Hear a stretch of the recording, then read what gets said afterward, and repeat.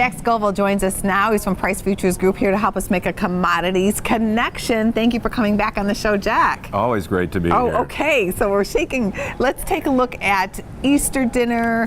We have Seder dinners happening, and so a lot of people are out doing some shopping right now. Well, let's start with the ham, which futures for live hogs this week closed at $63.32. That was last Friday's close, and that was down from $66.62 a year ago this very week. So ham is a deal this year. A little bit cheaper, and that might be a good thing too, because like a lamb, a lot of our lamb comes actually from New Zealand, and New Zealand had a drought last year that really hurt their production of not only dairy goods and cattle, but also lamb. So there could be that lamb is more expensive in the grocery store this year, and ham is probably going to be the better buy. And then cattle too, so beef prices? Cattle prices have started to come down, but are still pretty high. So even so, probably ham is the best way to go, and let's face it, that's the traditional Easter dinner. Let's move on to some other areas. Of course, rolls are big on that Easter dinner. So how are wheat prices looking?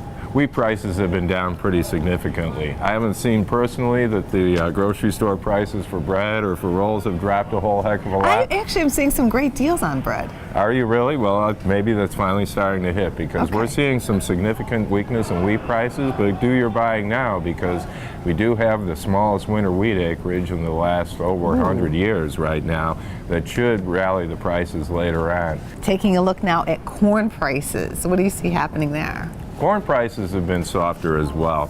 We have plenty of corn around in the United States. We will have a reduction in planted area this year, but even so, we're going to have plenty of corn. So I don't look for that to be much of an issue. I think you'll find some very stable to maybe lower prices at the grocery store. And of course, there are those chocolate bunnies. What's going on with chocolate and cocoa? Well, cocoa prices have fallen considerably. As a matter of fact, that's the biggest drop that I saw when I compared prices over the weekend.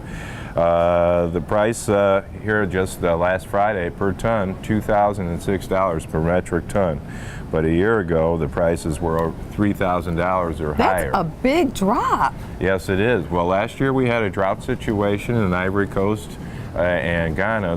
That part of West Africa is the world's largest producer of cocoa. That's a third of the world's production of cocoa right there. This year, though, things are looking pretty good. And then even dairy prices have come off just a little bit. So not a lot, but butter prices, cheese prices, and milk prices, especially here in the last couple of months, have really come off. And that's really great news if you like to have a little whipped cream on your cakes. Absolutely. So what about sugar overall? How's sugar doing? Sugar is another market that has fallen very considerably lately. A year ago, Brazil was in drought, and of course India and Pakistan, other big producers, Thailand, where they were all in drought because of El Nino. The situation has changed this year, even though there's talk of El Nino coming back. Right now, all these areas are looking at much improved growing conditions, and so prices have come down to reflect that. Well, thank you. Happy Easter. Well, happy Easter to you, and have a great time. Thank you. I love to eat, so it's good.